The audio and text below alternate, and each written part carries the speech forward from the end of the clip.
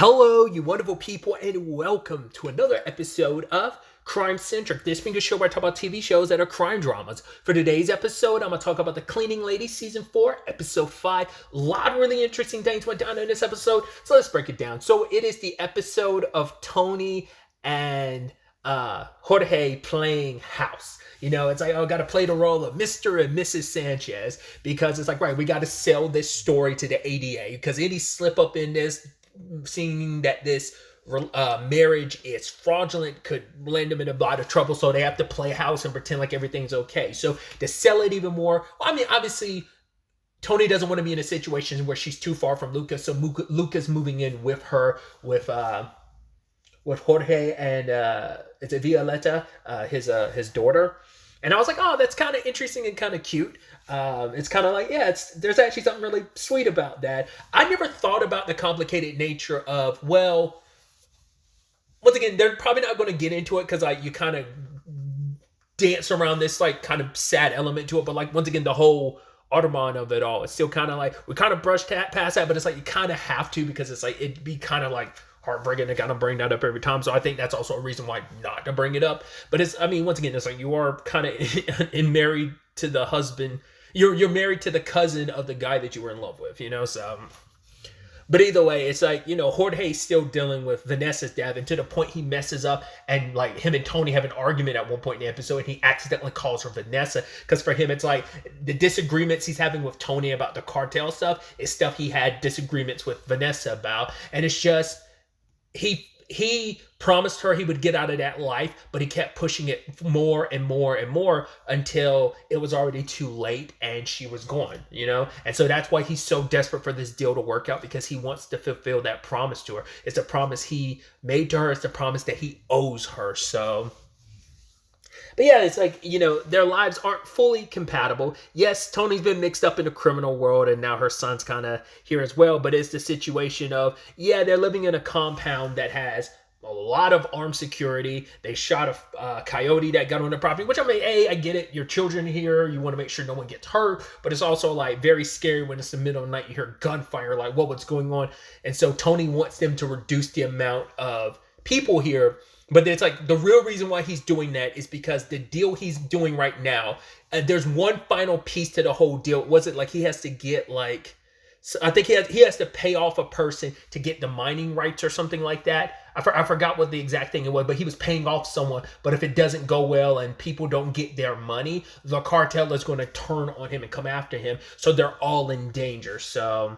And obviously it becomes this conversation of, you know, how Tony will go about trying to protect Luca versus how Jorge goes about protecting his daughter. And it's just like, oh, what? Like, I don't care enough about my daughter, or at least I don't care about her. I don't go about the way you would go about it. So the way I go about it is like showing that I'm lesser than as a parent than you are. And it's just, right, we're both in different circumstances, which have led to us both having to do things that maybe we're not always proud of and not always the easiest thing, but we've gone above and beyond to protect our children in our own way. So obviously they've got to go to a rodeo where like a lot of the investors are going to be, and it's a perfect opportunity to present, you know, Tony as his wife, and we got to put on a whole, you know, rigmarole type of show, and eventually the kids get brought along as well as Greta, who's the in-house nanny of sorts. I love it. So yeah, she's got ears like an elephant or something like that because she hears everything. Thanks, Greta. Because it's like, oh, because they just said cinnamon crunch. I guess because you can't say cinnamon toast crunch because it's trademark, and you probably have to pay even just to implement it in the TV show. We'll probably have to pay. So it's like, just say like, I mean, maybe there is a.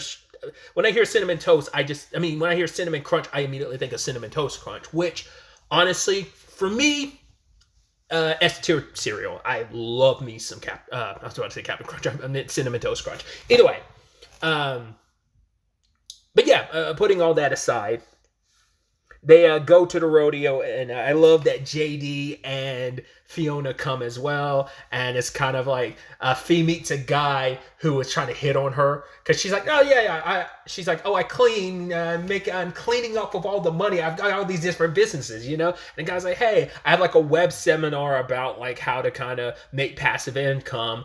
And JD had to shoot a guy away, and she's like, oh, thanks for saving me. He's like, no, I saved that guy. She's like, what? He's like, yeah, the guy's way out of his league trying to deal with you. you're way sorry, I've said that backwards. You're way out of his league, so I'm saving him from like embarrassing himself for even trying. I was like, oh, it's really. I was like, oh, look at you, JD. I mean, obviously, like Fee cares deeply for JD, and obviously, it's like super clear how like madly in love with her he is. But so I think that's so cute, and just kind of tapping that and finishing that out. I do like that, like Fee's like, let's let me, Jazz, and Chris move in with you, just because it's like, well, the house feels empty without Tony and Luca, but also it's about her trying to find an angel investor for her businesses, and also you're going to save money if you're all living together. So she said, like, he pays his half, I'll pay mine. It's going to be a tight squeeze, but JD's perfectly fine with them all being under the same roof. So it's going to be interesting to see how that plays out, especially as we know Fia is up to some, like, well, she's using a fake ID to do a rideshare thing. Also, like, she's also probably sliding home dudes some fake ID, some real IDs for him to use, and that'll probably blow back on her.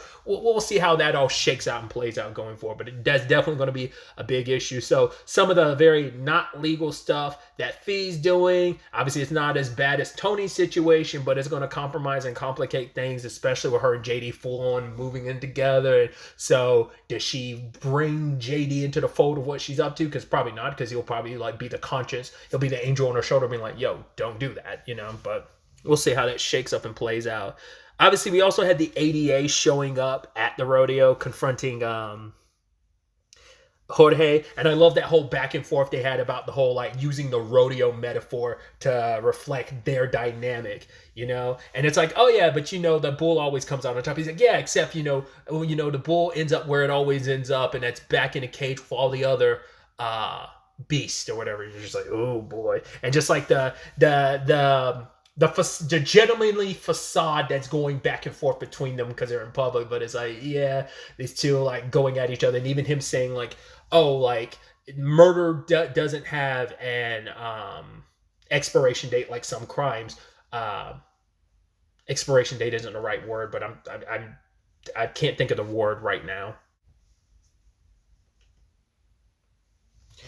Either way, and so he's like, yeah, I'm just going to wait for you and your wife to slip up once, and I'm going to be there to pounce. And that's eventually going to happen. We just don't know in what way and what facet. But I also appreciate Tony and Jorge. And that's the beautiful thing about telling a really good lie is, once again, you want to base it in truth, because that way you don't have to come up with too much BS.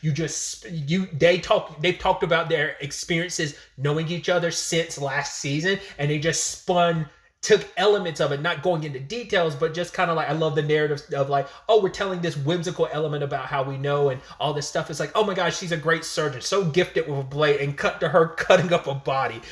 So it's stuff like that, which I think is so fascinating. And even Tony being like, I think we're killing it. It's actually really actually adorable, their little facade. It's going to be interesting where it's like probably enough time passes, it could turn into something more, something real, kind of like might not have, been a byproduct of love. Doesn't mean it can't eventually turn into love. That is, if things don't get complicated, which they totally will and can. So we'll see how that shakes up and plays out. But obviously another side of this is Jorge is constantly getting on Fang about like, yo, you need to make that money transfer. But he's with his significant other. Is it Jeong?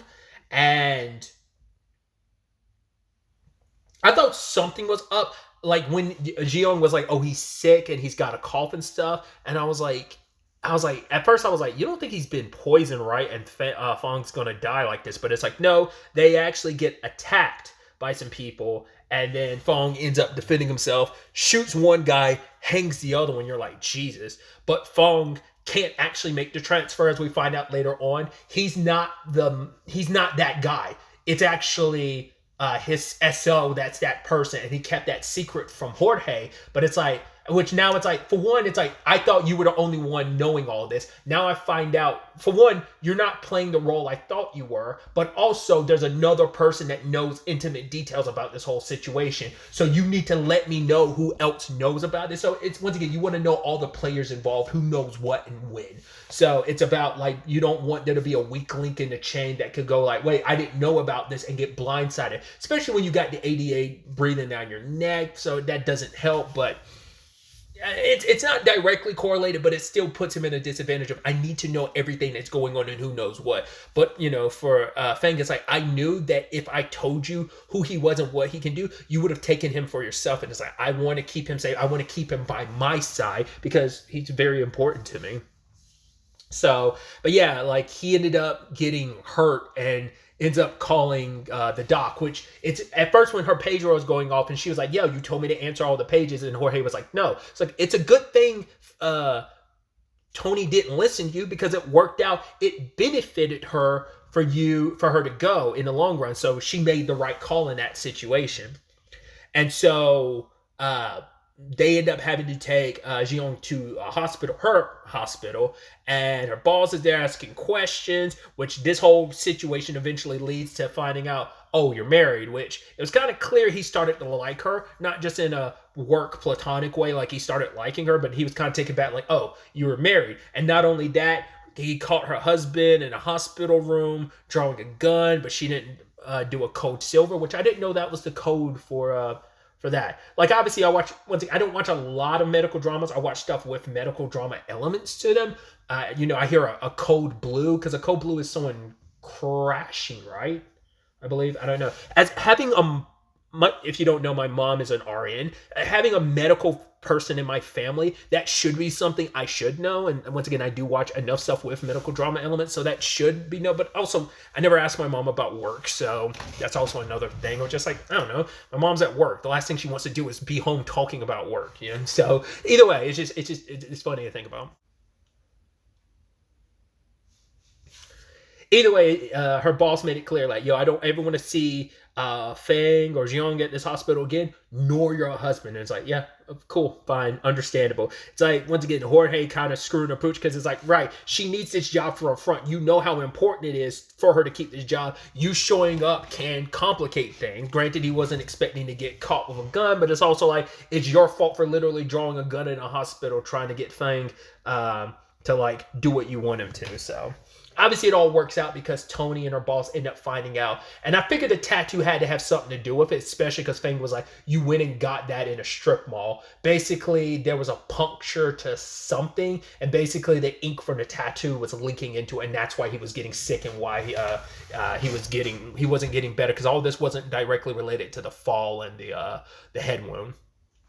But staying on Fong, specifically him and Tony, they had an interesting back and forth because Tony does not like him because it's like, she's like, the way you operate, I've seen it, and how you treat people, you're very monstrous. But for him, it's like, I became the monster I am to protect the people I love. Like, I will do whatever it takes. I will become whatever monster I need to become to protect the people I care about. And he's kind of warning Tony that, we'll see, like, if you, like, because it was a whole conversation about there's no room for like ethics in this type of business, going from where you've been able to manage to go through 3 seasons without actually murdering someone, and yes, you killed a guy, but that was a mercy killing, but it still doesn't change the fact you still did it. So it is a situation of how far can your code take you. And it's like, right, that's definitely foreshadowing to the point that Tony's going to do a lot more stuff that she's not too proud of, and it's the thing of how far are you willing to go down the rabbit hole of like staining your soul, and how much bad are you willing to do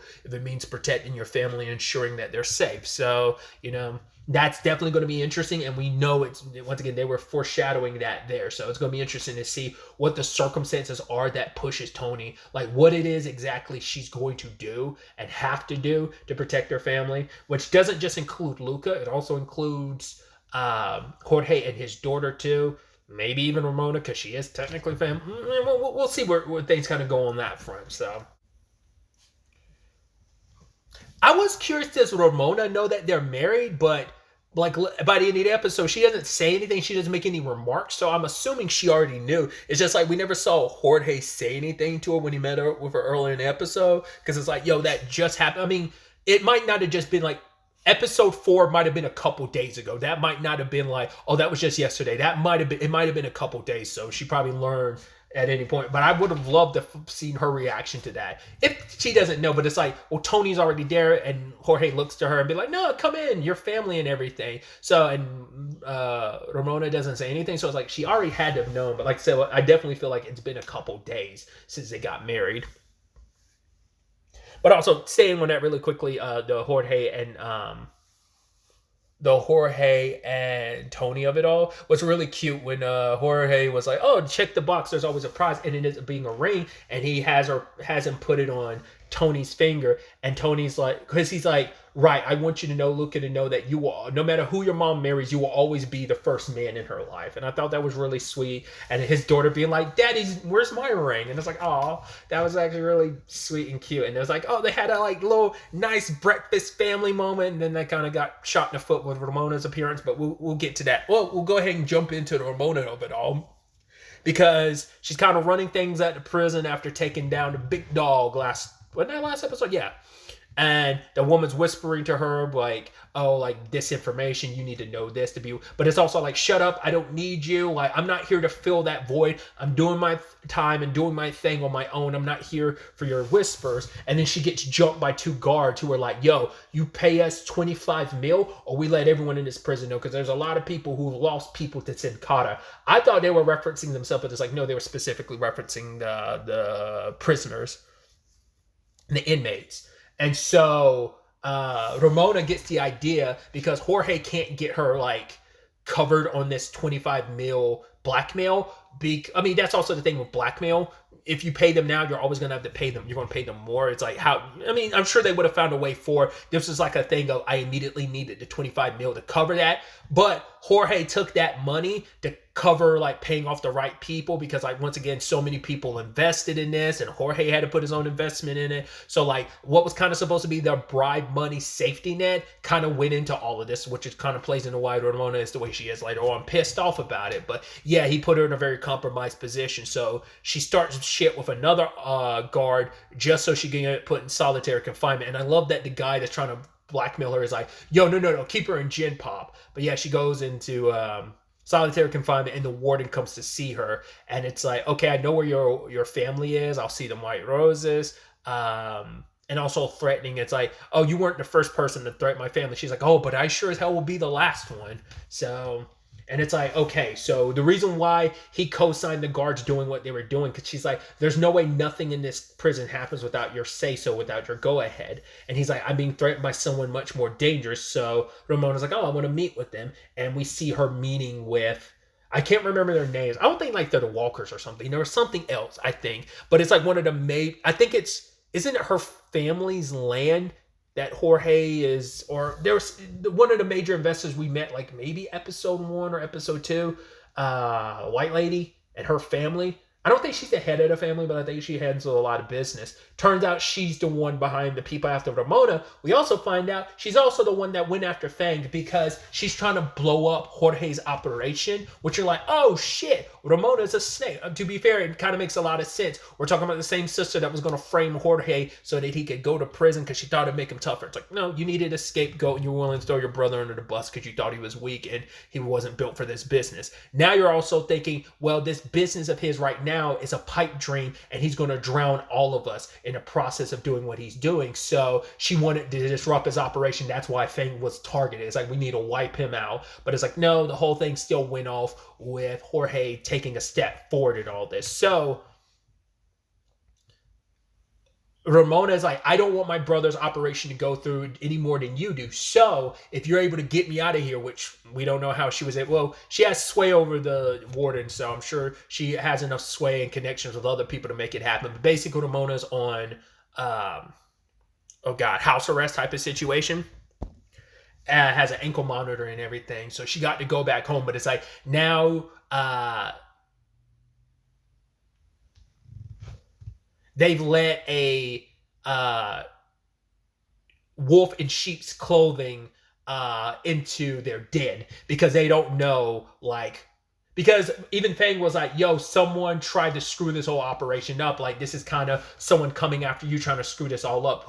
And obviously Jorge thought he kind of dealt with any dissent by dealing with Home Dude a couple episodes ago, which now in retrospect, it makes you wonder, did Ramona have anything to do with that? Because now, like, if you remember, and I think they recapped at the beginning of the episode, Ramona is the one that pushed to take out Fang because she knew if you take out Fang, like, it would take a long time for Jorge to find someone that fills that void. So she knew that would kind of be him shooting himself in the foot. But like the fact that she even suggested that means like, all right, by then that deal was already in place of her trying to like dismantle and screw up his whole operation. So, but that's almost wondering, like, is that what this whole thing was? Because at the time, like, Jorge was like, well, there's a good chance my sister could have been around, like, on the hit on me. But it's like, it was home dude, but that still could have been orchestrated by the woman who sent those people after Fang in conjunction with Ramona. Or maybe that was after the fact that they conspired together. Once again, they both want the same thing. And also, like, it benefits Ramona to kind of, I don't know, because you're also pissy with your brother and uh Tony for screwing things up for you. So you want your operation back to run the Senkata. So it's going to be interesting to see now that Ramona's free and out in the house, especially with the 88 on their backs. And I get the feeling there's a good chance that either that lady is going to have some connection to the ADA and use him to go after Tony and Jorge, or Ramona is going to use that to her advantage to kind of remove Jorge or Tony. So we'll see how that shakes up and plays out. But it's like, yeah, this woman does not like, obviously Jorge's actual family, he's blood. So she's going to, she's moved past a little bit of the betrayal, even though she kind of betrayed him first. But yeah, Tony made a lot of wrong moves and screwed over Ramona. So like that venom hasn't gone away, that hatred. So it's going to be an interesting balancing act going forward with this family with, just as they were trying to find some equilibrium, you've got this X factor thrown in that is Ramona. So it's going to be fascinating to see how that dynamic plays out going forward. But really, that's all I want to talk about. Till the next time we meet, be happy, be safe, live life to the fullest, and enjoy it. Good day and goodbye.